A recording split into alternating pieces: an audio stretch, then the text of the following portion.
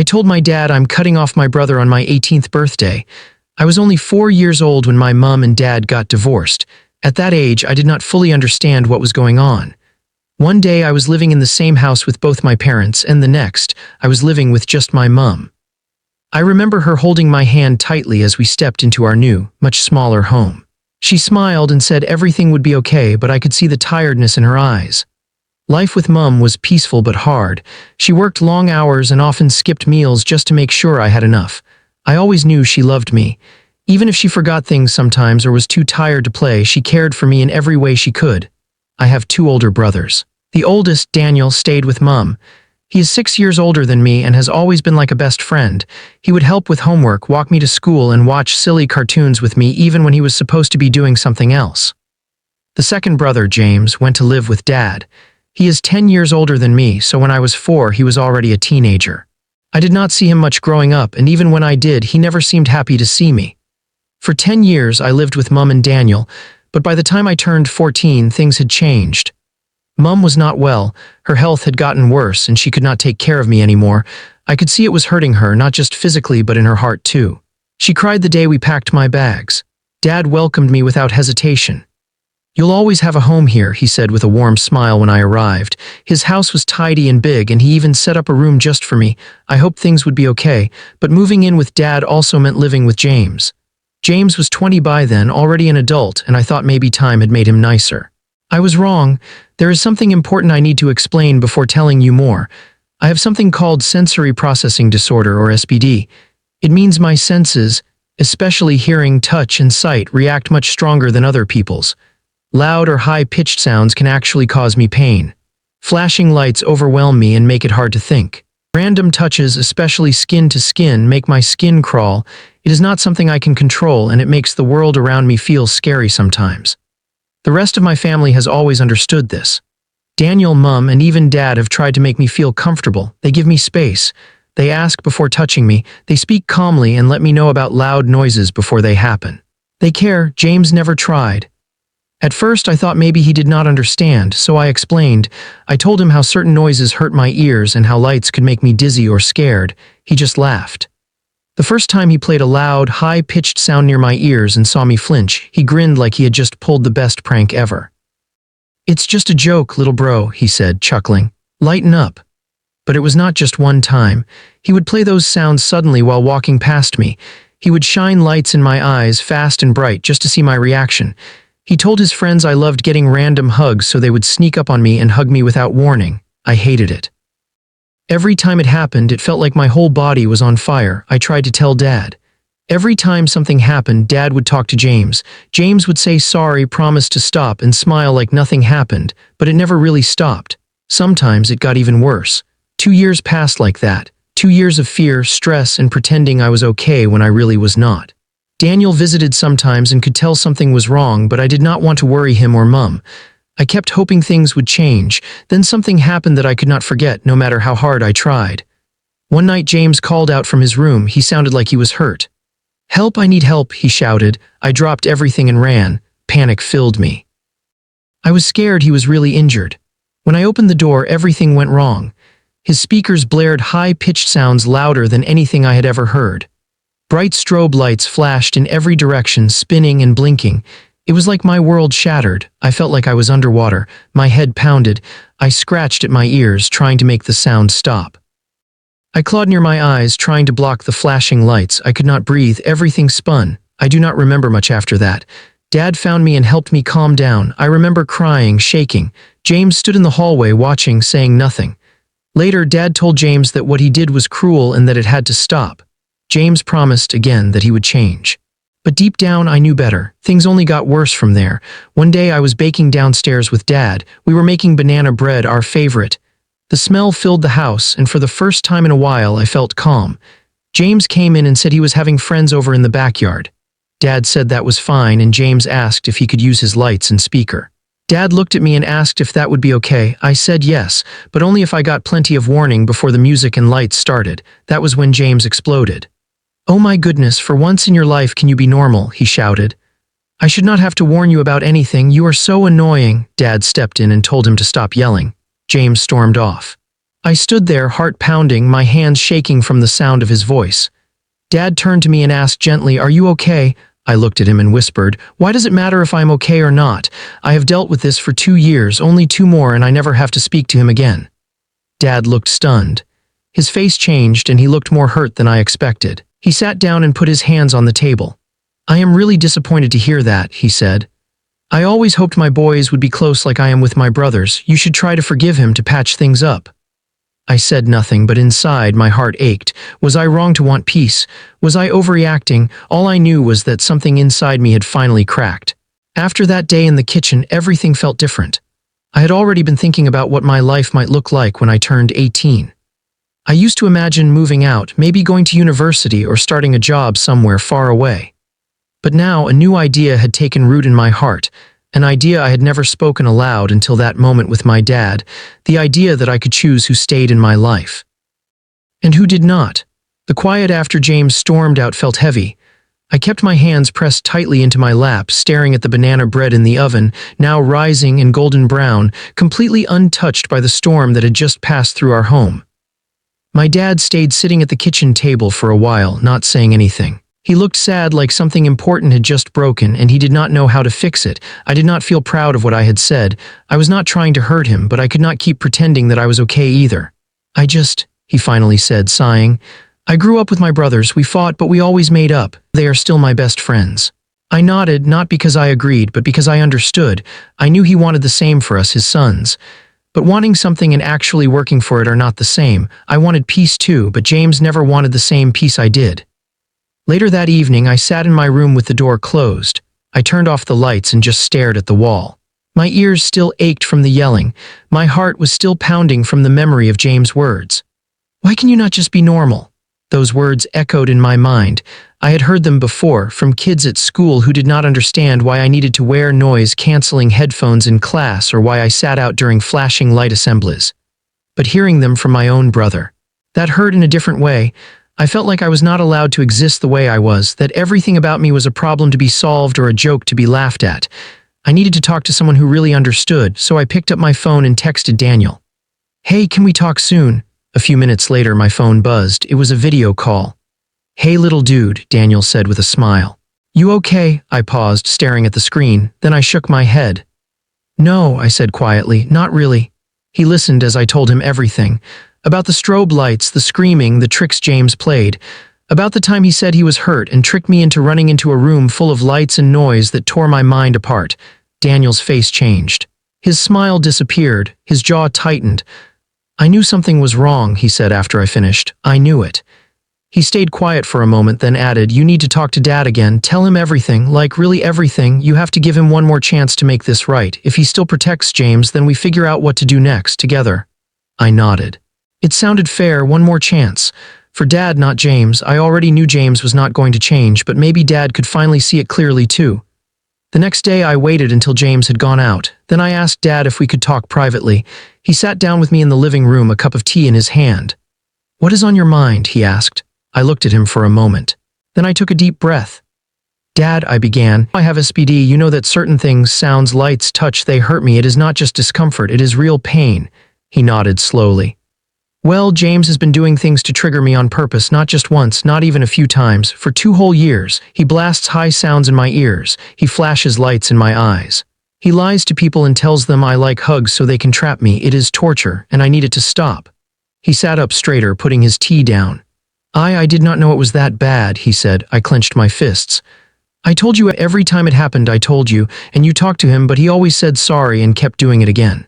He does not care about hurting me, and now he is yelling at me, calling me names, making me feel like I do not deserve to be here." Dad looked torn. I could see it on his face, his love for both of us pulling him in 2 directions. "I'm sorry you feel that way," he said quietly. I blinked.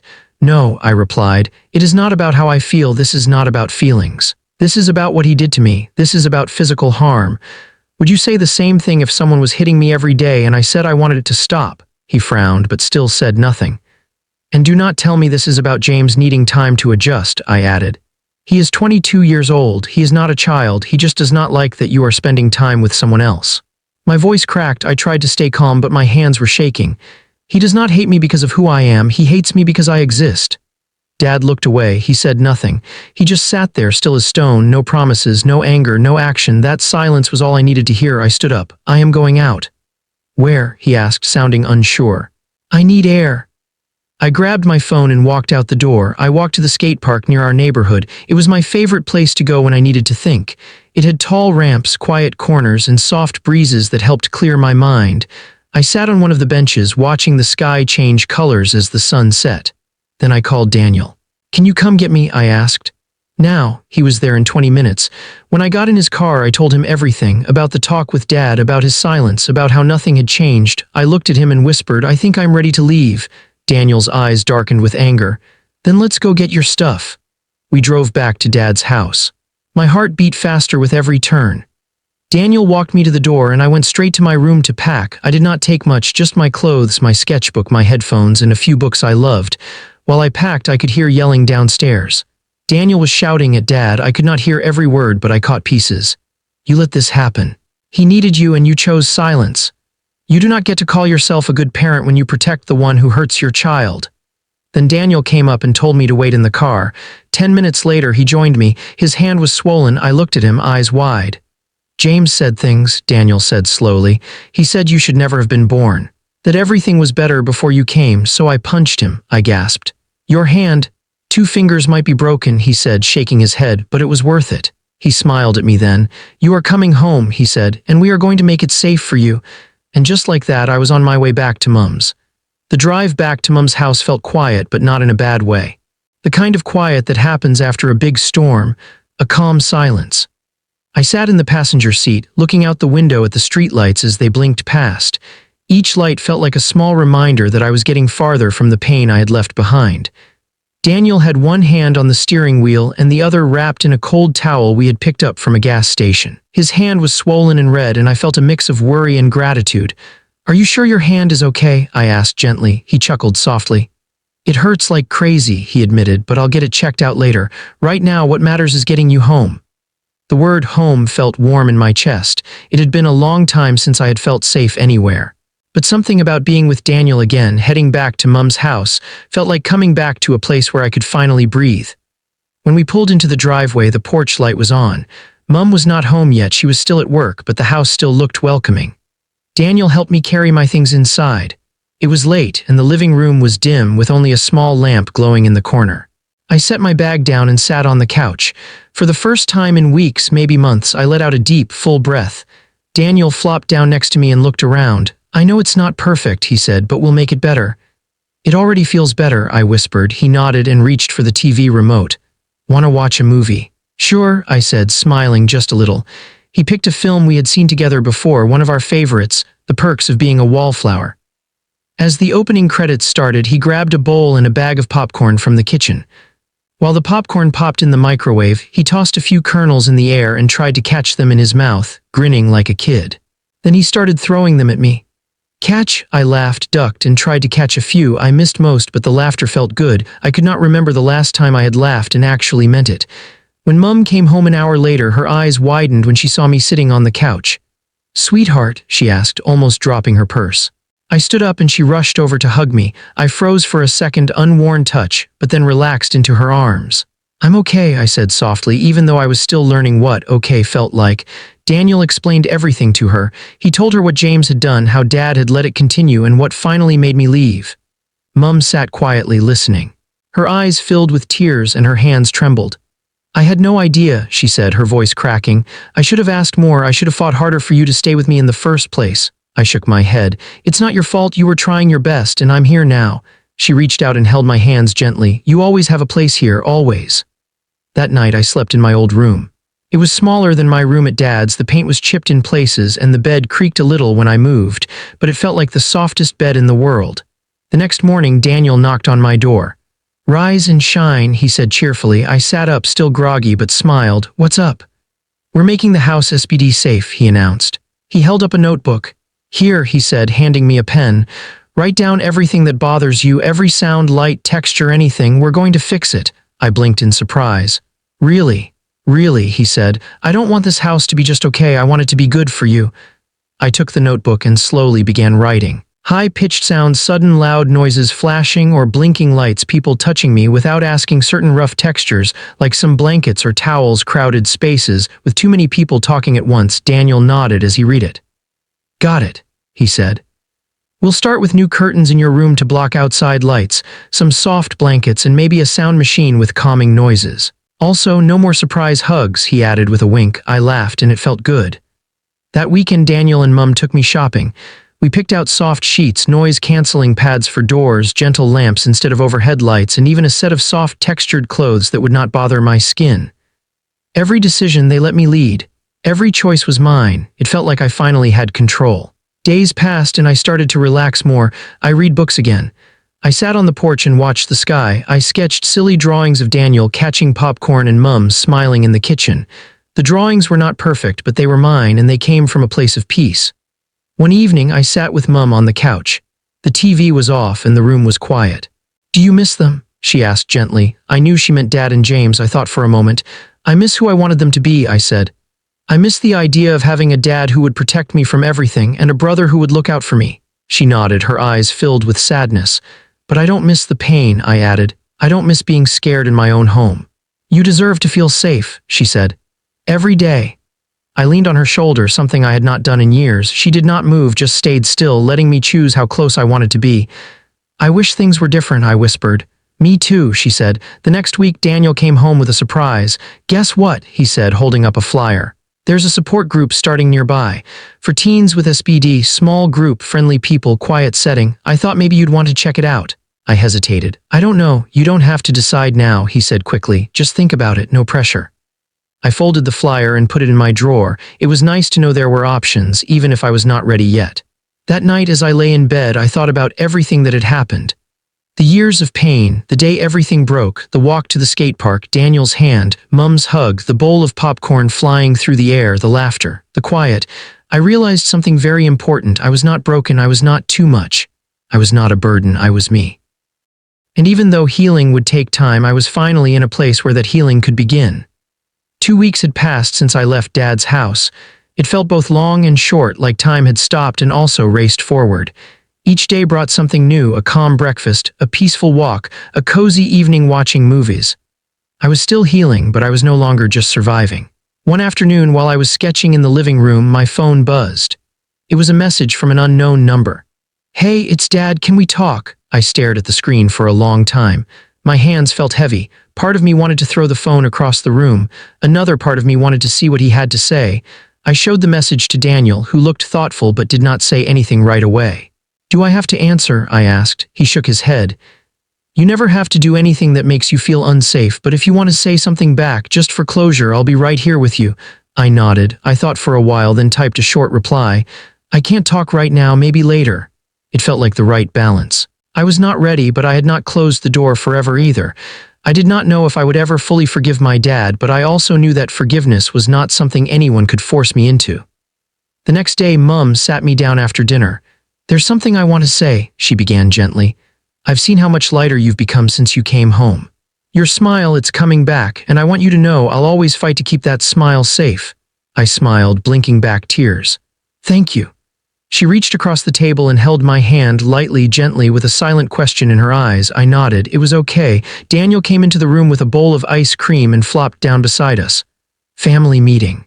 He asked with a grin. I laughed. Something like that. He handed me the bowl. Chocolate chip, your favorite. I took a bite. It was cold and sweet, and it tasted like home. That weekend, we finally finished setting up my room. Daniel had even helped me put glow-in-the-dark stars on the ceiling. Soft pillows lined the bed, and we added curtains that dimmed the light perfectly. A white noise machine played gentle ocean waves in the background. We stood together at the door, admiring the result. What do you think? Daniel asked. I looked around. It's perfect, he smiled. Good, because this is your space now. No yelling, no surprises, just peace. It was a word I had not known how much I needed. One evening, while the three of us were watching a movie together, I finally told them everything James had said. The things he had whispered to Daniel, the way he said the house was better before I was born. Mum started crying. No child should ever hear that, she said through tears, especially from family. Daniel squeezed my shoulder. He was wrong, you know, you belong here. With us. I nodded, the lump in my throat too big for words, and that was when I realized something important.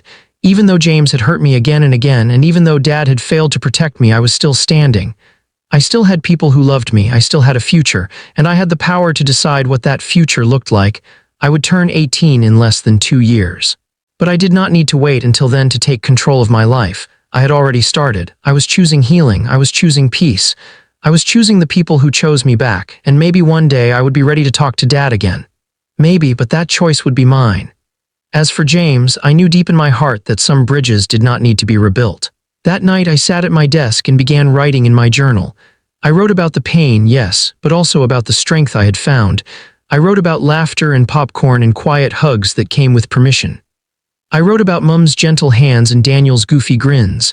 I ended the entry with something I had not written in a long time. Today I felt safe, and that's enough.